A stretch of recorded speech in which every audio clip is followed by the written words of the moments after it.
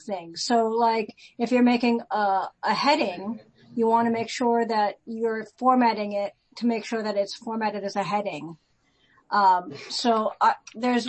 If I can, I don't know if we have time, Carrie,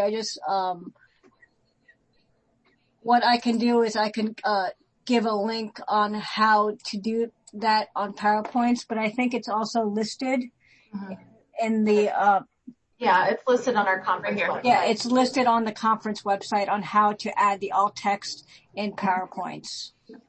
So Thanks, you all. Yep. There was another question I saw about if you, that if you create a poster in PowerPoint and created the accessibility in PowerPoint, does that convert when you save it as a PDF? Do you know that, Anna? It does. It's how you save it. So,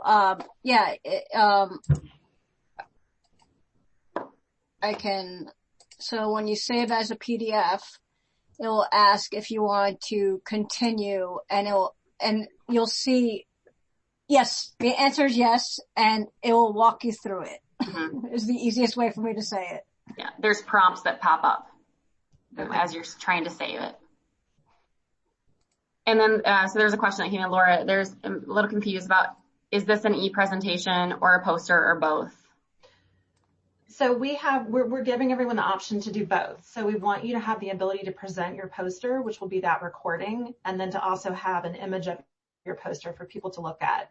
If you don't have time to create a recording, that's fine. People can just see your poster and the content and get it that way. But we wanted to make sure everyone had the opportunity to present their poster via a video. So it's kind of both. Hopefully, if that doesn't answer the question, let me know.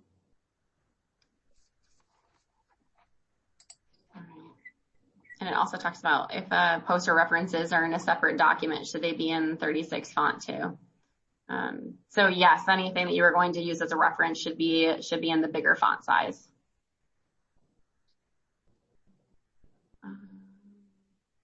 Poster in Microsoft, that was already answered. Sorry, I'm just making sure that we're covering on all these. So if the video must be closed captioned, yes, and then the poster must be accessible for e-readers. Yes, exactly. So when you're adding alt text and you're adding closed captioning, those are items that when you're adding both of those things, the JAWS or e-readers will be able to pick up.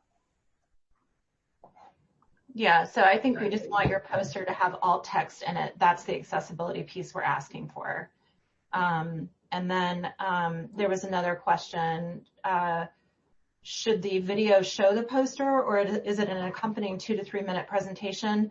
It's up to you. I think Carrie mentioned that if you don't want yourself to be visible presenting, you can just have an image of your poster and be talking with captioning as people look at your poster, or it can just be a video of you talking about your presentation, but people can reference the e-poster as well. Is that correct, Carrie? Yes, exactly. I think generally people do like the option to be able to see the presenter if during a video, rather than just seeing the poster itself. They'd like to see your face, but whether or not you make the video just your face or you do it's almost like a picture-in-picture. That is up to you. And then I think someone said, so the 3-minute video is the short presentation you would like in the poster room. That's correct. That's what we'll have in there. I do see another question. This is a good one about, are supplemental materials allowed? For example, a set of charts or a narrative that is too cumbersome to put on the poster or not enough time to show in depth during the presentation. If so, how will those materials be made available? I don't know, Carrie, like how much content can go in? Yeah, it can get to the answer that it can become a bit cumbersome to put too many items on there. I think one of the items that we're going to do is there's a discussion board for posters. So inside of the platform, there will be a discussion board that'll be open at all times. So you might want to reference in your recording that if someone wants some additional resources or information on those sets of charts or those different, that they should follow up with you and chat with you in the discussion board. And then there's a place where you could go and follow up with them. The one thing we are trying to make sure is that we're not having so much content that people have to scroll too far down. Too much content, just also for screen readers, it becomes problematic. And I think that that's a really good clarifying question, because I can see where people might want to include other handouts. So we will be sure when we continue to communicate with all presenters and poster presenters, we'll be more clear about that, and where people can share additional content. Yes, you're going to continue to get emails from us or reminders. And one of the big ones that's going to be is as we get closer to the platform launching out to you, you're going to get another infographic that will give you just some very quick step-by-step about where exactly you'll be going as a poster presenter once you're in the platform. So where you'll find your poster and where others will be able to find your poster, and also where you can find those discussion boards to have conversations. People will be able to leave comments all throughout the entire conference, so you want to go back and check those discussion boards regularly to see if there's anything for you. Let me keep going and see. So the 3-minute video is a short presentation you would like in the poster room. Yeah, I think I am. Yes. Yeah, so it's very similar to what we do when we're in person. If you've been to one of the in-person conferences, is that everybody usually has a little bit of time to talk and about their poster. So this gives you that same opportunity rather than just submitting the e-poster itself.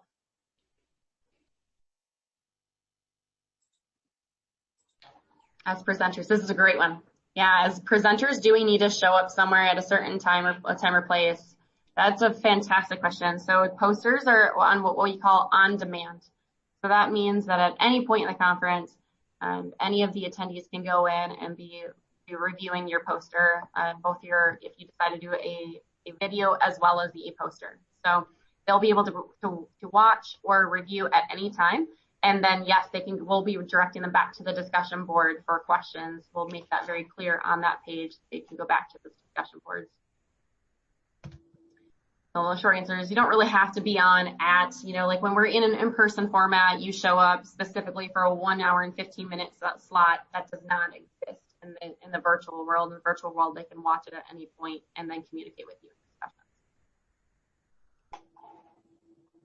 I mean that the poster should include our contact information or be listed in the conference agenda, Laura. So I think this is how it's going to work, Carrie, not knowing everything about what will be in the on that poster page. So let's say someone clicks on your poster and they watch your video and they look at your e-poster. I think we'll have a list there of all the poster presenters. Right. Can you link from that to where they sit as an attendee in the system to get their information? No, it will not link that way. But you could find the attendee. So as a poster presenter, an attendee could be looking at your poster and they can see you and be able to find you on the attendee page and have a private chat with you. So there's the opportunity for them to put things in the discussion board or to privately chat with you. So we will have presenters listed, but show me your screen. Yeah, but okay. Oh shit! I just hold on. Give me 1 second.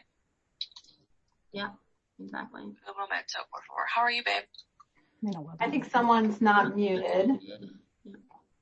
Just FYI. Sorry, that was me. All right, I saw an earlier question about the overall length and width of the poster should be. All right, so the e-poster is a PDF. So you'll save it as a PDF and submit that way. And I had a question in the chat about, because I'm going to be talking about a website, and I was wondering if I put the address of the website on the poster, will people be able to access it directly through that? They should, yes. They should be able to click on the hyperlink within your poster, and it should open up the browser.